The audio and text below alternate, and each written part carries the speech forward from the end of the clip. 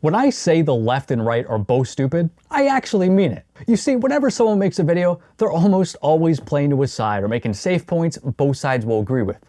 But not this video. This video has no audience because I guarantee both sides will truly hate what I say. Now, I have to start by discussing a word most people have been sick of for a while. A word I hate and cringe every time I hear it. Woke. Now, I realize just by even mentioning that word, a lot of you will think I'm a sucker, since the trendy opinion to have is, wokeness is just a distraction to divide us, bro. Well, hang on, I'll explain why you're wrong later. Currently, the sentiment among the right is wokeness is dying and they're winning.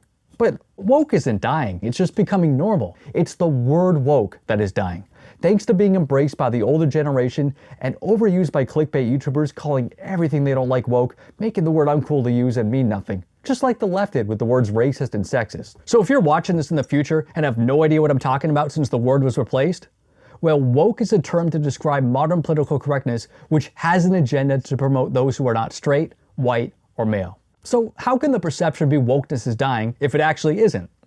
Well, the way the game with the left and right works is the left is forever progressing further left. If they stop progressing, then they stop being progressive. As a result, the right is forever playing defense in reaction to where the left moves a line. A line the left is always pushing left until they reach a point where they face too much resistance from their own side. That's where we are now, where by trying to push the idea of trans kids, the left pushed too far too fast. So they stop pushing, maybe take a step back until people get comfortable with the new placement of the line. People think the pendulum is swinging the other way, but it's just 2 steps forward, 1 step back, over and over. However, we're at the point where the left has moved the line so far, they have almost no room left. They've already won. That's why leftist ideology is the status quo and has mainstream control over nearly every institution. Which is why it's so important to be critical of the left. But people are stuck in such binary thinking, they think if you critique the left, you must be on the right.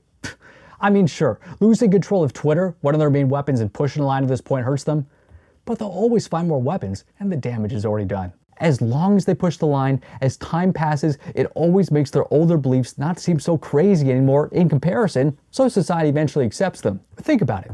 A decade ago, conservatives were always arguing about gay marriage. Now, instead, conservatives are arguing about kids transitioning. And when they do, I often hear conservatives support their argument by saying they don't care what an adult does with their body and transitions later on. They're lying. They aren't okay with adults being trans. They just say that to make their argument more palatable to the left because conservatives are pussies. I mean, the right is so dumb. They don't realize if you're okay with adults becoming trans, you've already lost and would have to be okay with it for some kids. Because logically, if you believe trans could be legit for some people, then that makes trans a legit diagnosis.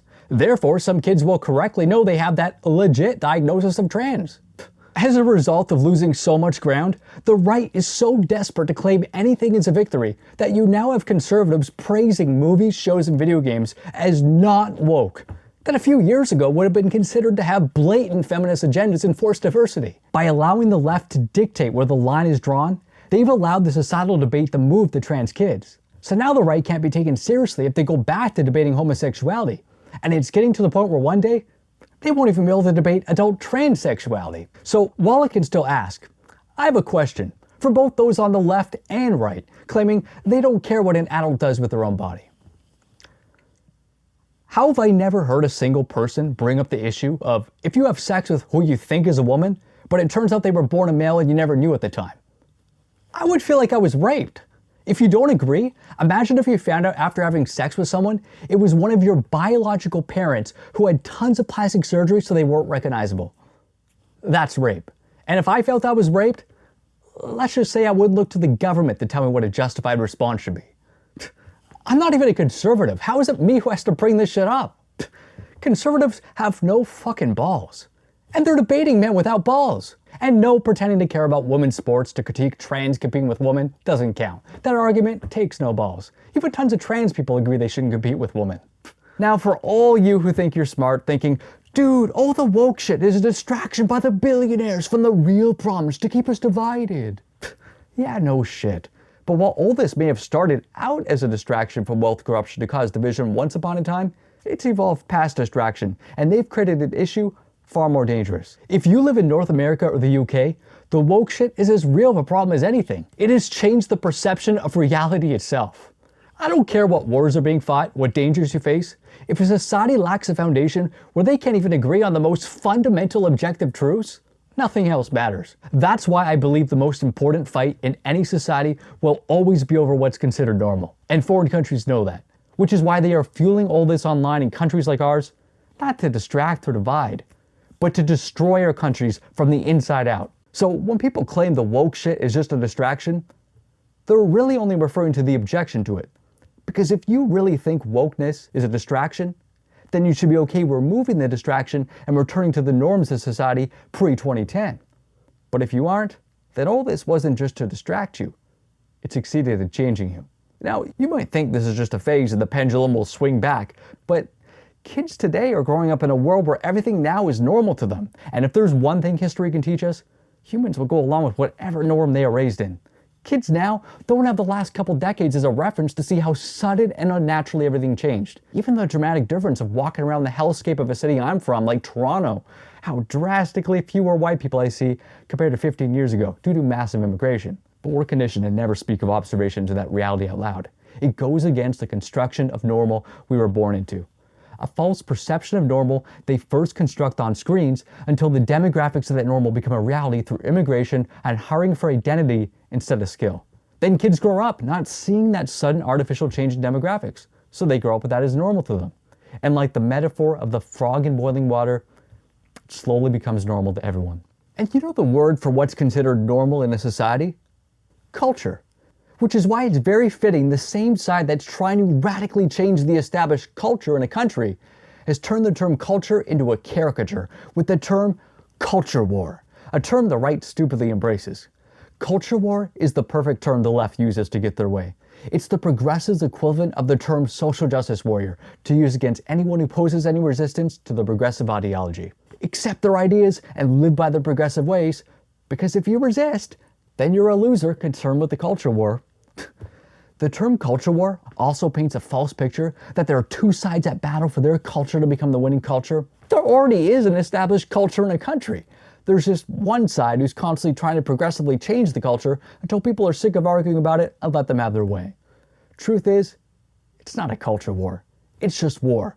Culture is everything. It's all we have. Culture is the only thing that separates a country like America from a poor country where people live like rats. Yet every day, our culture is being diluted externally through immigration, where people bring the culture from worse countries they're trying to escape, preventing those born in countries like ours for multiple generations from maintaining their culture and growing it organically from within. But our culture is not just being destroyed externally, but internally as well. Think about it. What's considered cool in today's culture? Increasingly, the people considered the coolest in our culture have become those associated with the rap and hip-hop scene, which promotes a culture of violence, illiteracy, greed, narcissism, and women being sluts. A primitive culture, which is a big step back from the evolution of our culture to this point. The reason I bring that up is because in today's culture, there's nothing people want more than to be cool. Most people seek that external acceptance of being seen as cool, more than internal acceptance of their own self. That's a huge issue, which is why calling it a culture war is a really smart tactic by the left, because everyone wants to be cool and not be seen as some loser engaging in the culture war. So most people avoid discussing these sorts of issues and just let progressives have their way, letting progressives change the culture of the country without resistance, leaving it to the fringes on both the left and right to argue, while everyone else ignores the debate, pretending to be too cool for it. That's how they win. After all, since we were kids in school, those who humans perceive as cool are people who act like they don't care about shit. So hey, why do you care? Don't be a culture warrior. Be cool. Just sit back and ignore us as we continue to move the line and shape the societal norms everyone is forced to live by. I know people will say all of this is just first world problems. Other countries have to worry about wars and shit. Yeah, well, if you want to remain a first world country, you should only be concerned about first world problems. Your country is the only country you should ever be concerned with. If you let shithole countries' cultures allow you to feel better about your country so you lower your standards of what you should care about, that's how a country falls. Or you can just be Canada and speed up the process by bringing a huge constant stream of immigrants over from those countries and dilute your culture directly. I'm from Canada, and let me tell you, it's a joke of a country. These days, I feel like a foreigner in my own country. Canada's whole identity is that it has no identity. The only culture it has is it's full of pussies. But people mistake Canadians being pussy for being polite.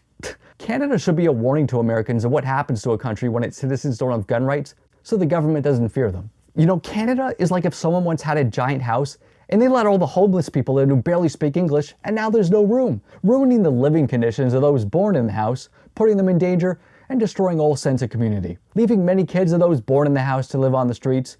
Meanwhile, those who move in don't respect the house and turn it into a zoo. All because they were invited in when there was no room or need for them, and they brought their shit culture with them, turning what was once a nice destination in Canada slowly into a third world country like they're from. Oh, and then Canada has the nerve to take money from everyone and instead of repairing the house, sends it to other countries instead. If a country actually had any respect for its citizens, they'd only consider allowing immigrants from countries that share the same culture and values and speak the same language. They brainwash citizens into thinking immigration is good, but the only ones who benefit from it are corporations who get cheap workers and progressives believing they'll get more voters. It just means less for everyone else who was born in the country. That's the real inflation, the inflation of people, devaluing your value in your own country. In fact, I don't think desirable countries should allow any immigration at all.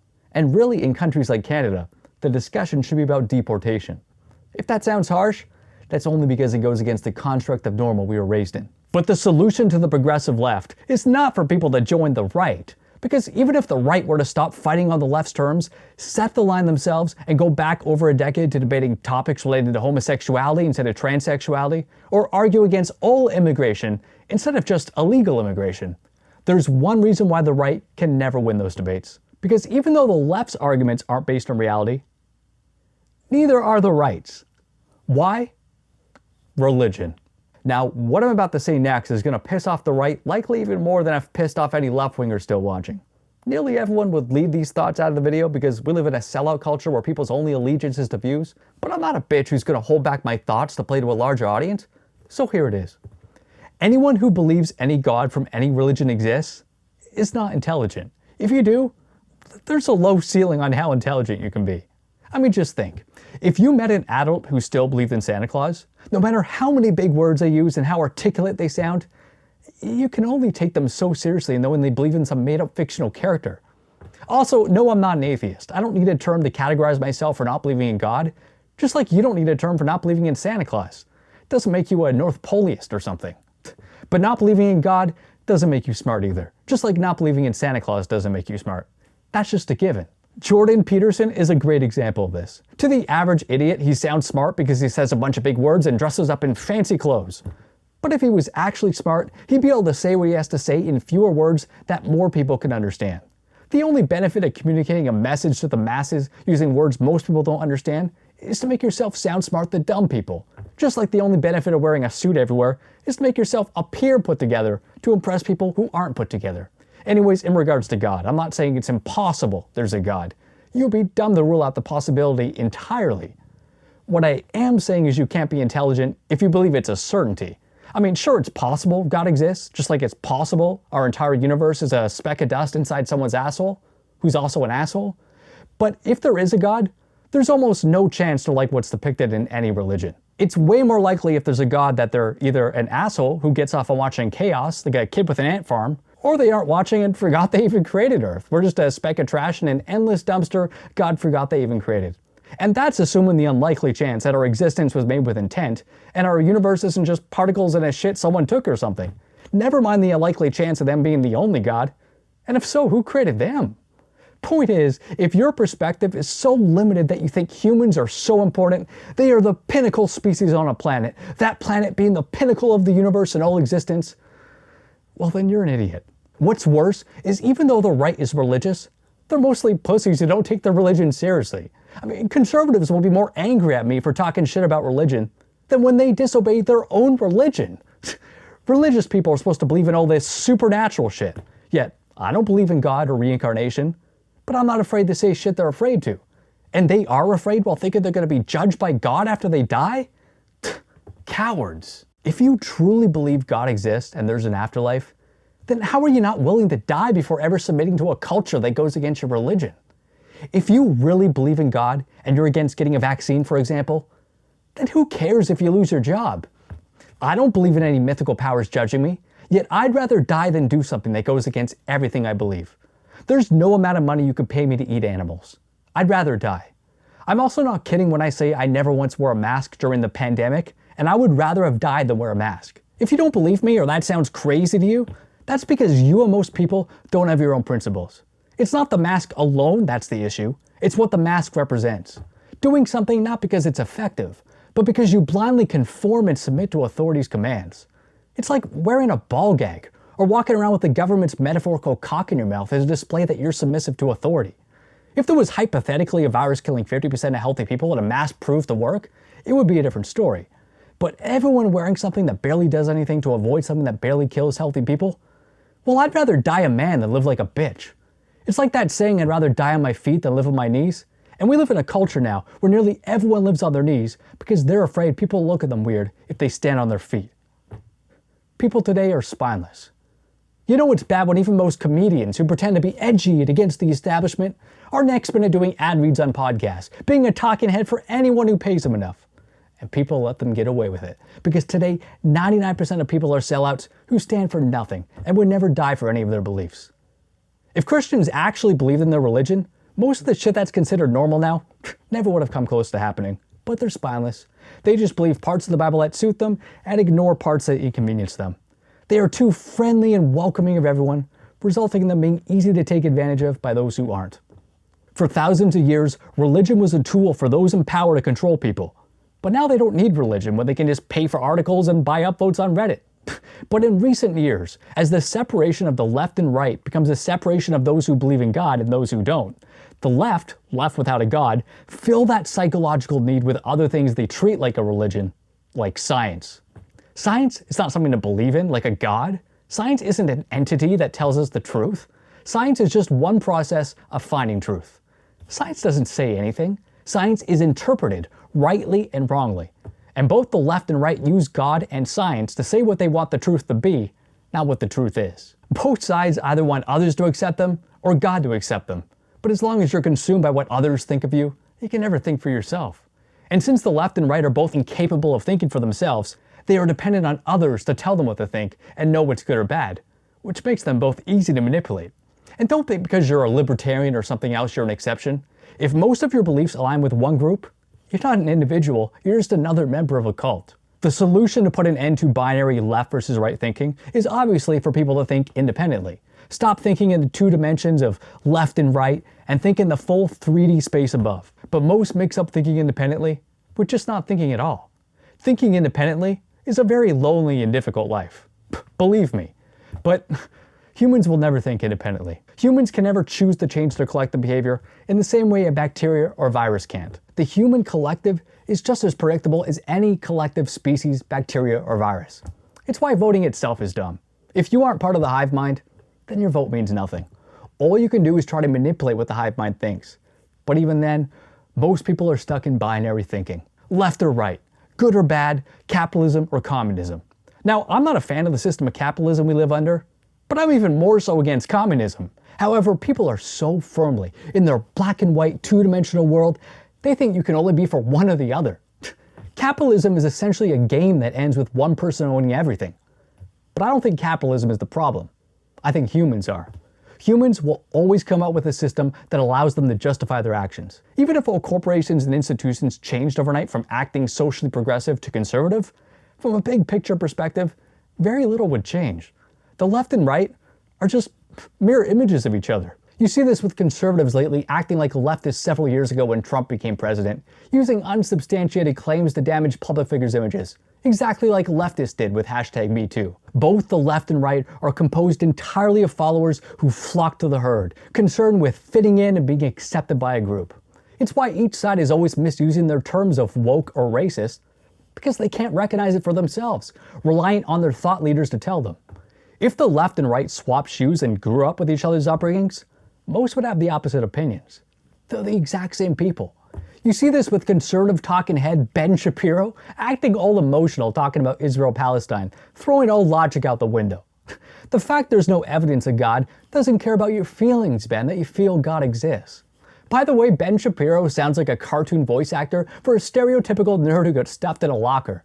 He makes every opinion he has less cool to have. He'd improve the image of conservatives if he just covered his mouth with that yarmulke instead of his bald spot. The right throws around words like pedo and groomer like leftists with racist and sexist. Both sides' first instinct is anyone who disagrees with them online has to be either a troll, a bot, or a grifter. Oh my. Both sides are not interested in talking to each other, but to their echo chamber, taking turns on which side is trying to ban books. Both sides obsessed with wanting to be seen as a good person who are morally superior, while they both commit the same acts of evil. Which is why it's fitting it seems the one group of people the left and right both hate are vegans, who point out that hypocrisy. It's ironic how even though conservatives are always talking about how they hate most people, they constantly go on about how pro-human they are. And anyone who suggests humans might not be the good guy on the planet is part of a death cult.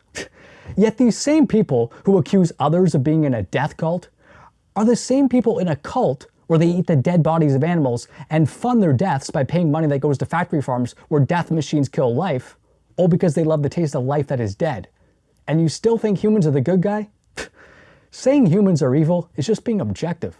If you look objectively at how humans treat the other life on this planet, or observe a time lapse of humans spreading like a virus, turning the green of the planet to a cement gray of death around them, it's no debate humans are the villain.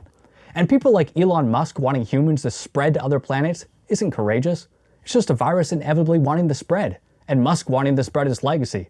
Plus, people like Musk need humans to be the good guy who will be around for a while because everything he does is purely to build his legacy. But some people are just too small-minded to see that, instead thinking he's helping humanity. Bitch, he's not helping humanity. He's trying to help immortalize his name. In reality, the guy hasn't created shit in his life. He just pays people to create things he puts his name on. Truth is, there's no such thing as selflessness. Everything humans do is ultimately selfish, whether they're gaining something now or think they'll be rewarded in the future with karma. Even religious people, the only reason they do selfless things is because they think God is watching and will reward them in the future. But perhaps the best example of the stupidity of the left and right is in recent years how often the right thinks everything is a conspiracy and the left thinks nothing is a conspiracy. Unless it's about the right, then it's not a conspiracy anymore. Lots of conspiracies are true, but the vast majority are false.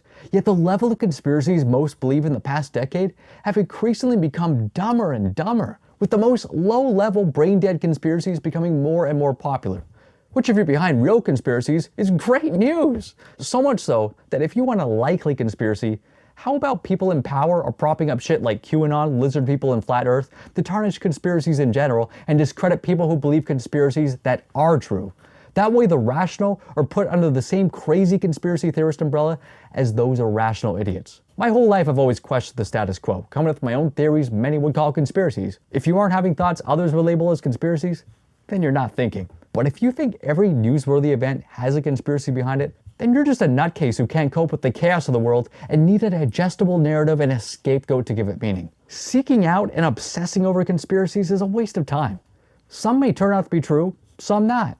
But you have to accept for most of them, you'll never find out. Like for example, I've never heard anyone say this, but a wild conspiracy I came up with is I think it's possible there could be a hidden continent on Earth where powerful people live that isn't on any world map we know of. It's just a thought that came in my head one day. It's probably not true, but it could be. I barely think about it. But unless I've seen something with my own eyes and have logically conclusive evidence to support it, I can't be 100% certain of anything. And even then, how can you be sure existence isn't all just in your head and everyone, including myself, is a character you made up and you're just talking to yourself right now? Existence is so weird, there's very few things you can rule out with 100% certainty. Listen, I can't conclude with 100% certainty the Earth isn't flat, just like I can't conclude with 100% certainty there aren't clones of me on some island having orgies with the hottest woman alive. I mean, I haven't seen the Earth myself and I haven't seen those clones of me, but logically I can conclude it's almost certainly not the case, and anyone who believes so is stupid. But that's the line between being a conspiracy theorist and a critical thinker. There is a huge difference between claiming something could be true and claiming something is true. And these idiots who claim conspiracies are 100% true that aren't, lack the critical thinking skills and logic to realize what they think is conclusive evidence is not. It's a religion to them. That's why logical reasoning is more important than evidence itself. Evidence can be manipulated, but logic is consistent. And people who lack logic never stop to see the conspiracy from the conspirator's perspective. I mean, do you really think those in power would want to wipe out all the subservient people with an injection and have only the people who don't trust the government left alive? I mean, use your head, people, Jesus. The much more logical and obvious play, hypothetically speaking, would be for them to inject the subservient people with something that just so happens to protect them from a future deadly virus, so only non-obedient citizens are wiped out. But maybe the dumbest conspiracy I constantly hear is people claiming fake meat companies are part of a conspiracy to make them eat bugs, when the whole point of eating fake meat is to avoid eating creatures. Meanwhile, a main purpose bugs that are farmed are used for is to feed animals you eat.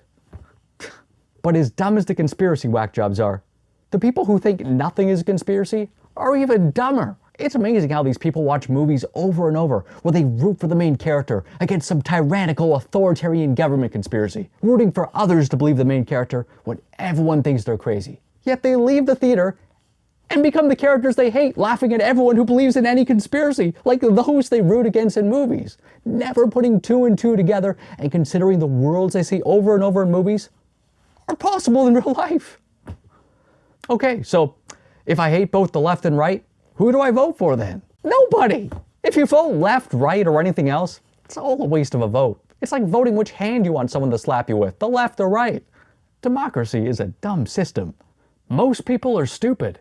So even in a true democracy that isn't rigged, the dumb majority will be what politicians appeal to. I'm not in favor of any system. There's just too many humans for any reasonable voices to be heard or any reasonable civilizations to be built. I just hope humans go extinct sometime soon. In fact, all life, period. You know, a dominant animal will always emerge on a planet and try to control the other animals. And the only animal that can do that is an animal that is most cruel. Humans are that animal. Just factory farms alone are evidence of that. All I can do is just laugh at the ridiculousness of it all. Which is why I made this video, to get this all off my chest, so I can move on to finally begin doing what I've planned to do for a decade, but things got in the way, and it's the only thing I'm interested in doing the rest of my life. Comedy. If you're one of the few people who made it to the end of this video and actually had the attention span to watch it all and aren't angry at what I said, well, you're one of the very few people in the world I can respect.